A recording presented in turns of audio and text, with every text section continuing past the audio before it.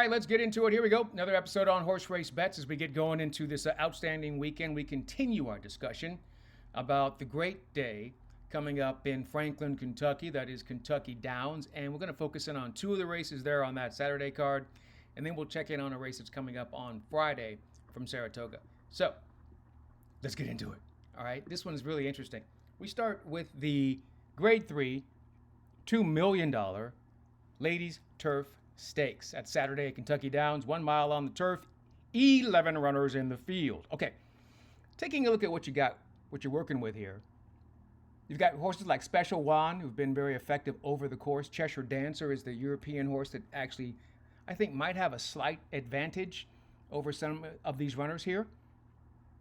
And then you've got, some speed in the field, and you've got runners that want to sit the trip. And we often talk about what you want in your runner at Kentucky Downs. You want one of two things. If you can get both, that's great. You want experience over the course, because it's a weird European undulating course, or stamina, like turning back in distance. So we're going a mile here, and we're going to be obviously on the turf course. I think I'm going to go with the runner that should be sitting and has a combination of both things, all right? Sacred Wish for George Weaver and Manny Franco. Last time out went a mile and an eighth at Monmouth in the Grade 3 matchmaker. They came up a little bit short there with Johnny V in the iron, so they got a good ride, losing by just a neck.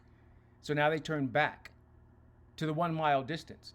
Then you want to go back and take a look at when they performed at Kentucky Downs in the past. It was in this very race last year. They sat the trip, made the move, still came up short. Second that day, 3 lengths behind. They will make up that difference coming up on Saturday. Sacred Wish at 8-1 on the morning line, I think is very viable, very live, and that's where I'm going to roll. And I think we'll probably get bet a little bit because of the experience that she has and because of her turn of foot, her closing kick. Those two things might get her bet down to, let's say, 5-1 or 6-1, but that's fantastic. We'll take that all day long. From that race going a mile, we go to a race that's like, I looked at this race, I'm like, wait a minute, how long? How far are they going? And then I realized they've run this race before, and I've seen this race before. It's the $1 million Bowling Green Gold Cup Invitational, Saturday at Kentucky Downs, 2 1/16. Yeah, it's 2 miles, and then a 1/16 of a mile to add on to it. Okay, that means they're going to be running all day. 8 runners signed up here.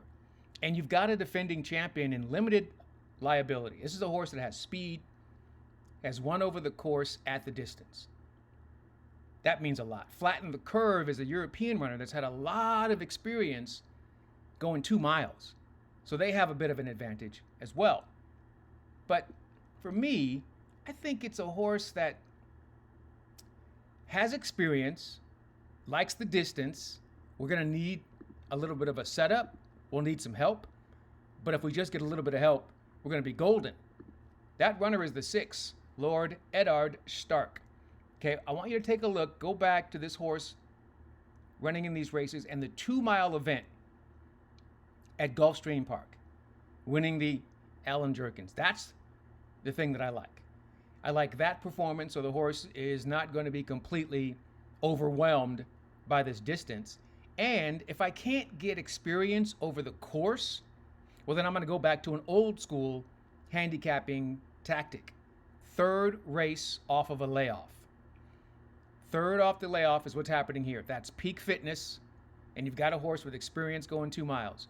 So I think the horse, as long as they get a proper setup, and I believe they will, they're not going to be blazing fast going 2 1/16 miles. That's ridiculous. But I think he'll be in the right spot, and then they got to turn for home, and Javier Castellano, do what you do, baby. You're a Hall of Fame rider. Make it happen.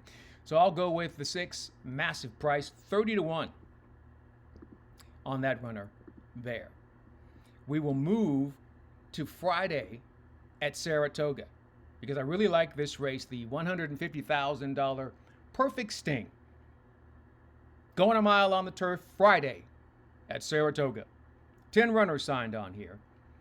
A little bit of everything in this race. Some really good horses.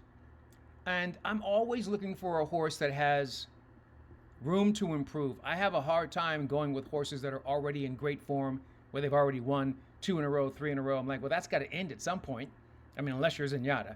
It doesn't end until you get to 19. But it's really hard for horses to win a bunch of races in a row. So I look for horses that are maybe, quote unquote, sitting on a big performance, right? And in this particular field, it is Le Rey. And this is the 7 with Joel Rosario for the Clement barn. And I think this runner is going to be in a great spot going a mile. Last time out, hey, it was a nice performance. They just got nosed out there at the wire. And I think they're going to be in it again. That was first run off of a long layoff. You see, they hadn't run since November of last year. They came back in July of this year. That's a long time off. They needed that run. They got that run. Now here they are in a position to really bring it on home. And that's one of those setups that I really like. It may not work because you need racing luck, but I love the setup here for the 7. And we're going to stick with this runner coming off the second off the layoff now. And I think the mile is going to be perfect for him, and we get great value. And I think the good Joel Rosario is back, right? I'll talk about, there are certain riders where I'm like, they go through little slumps or certain periods where they're not quite as, not just successful, right? But they don't seem to be making the same moves, don't seem to be making the same decisions that they were making before. So Joel's back in a spot, I think, where he's making the right decision and he's getting run from his horses. That's important. I think he'll get us some money on Friday. That's the perfect sting. We go with the 7 Let A. Nice, I think 8-1 morning line. We'll probably get close to that. Maybe 6-1, 9-2 at the absolute lowest. We'll take it. All right. That's how we set you up for 3 races coming up on Friday and Saturday. In the meantime, in between time, and until next time, I'm Ken Rudolph. We'll see you later. Good luck and enjoy whatever you're into.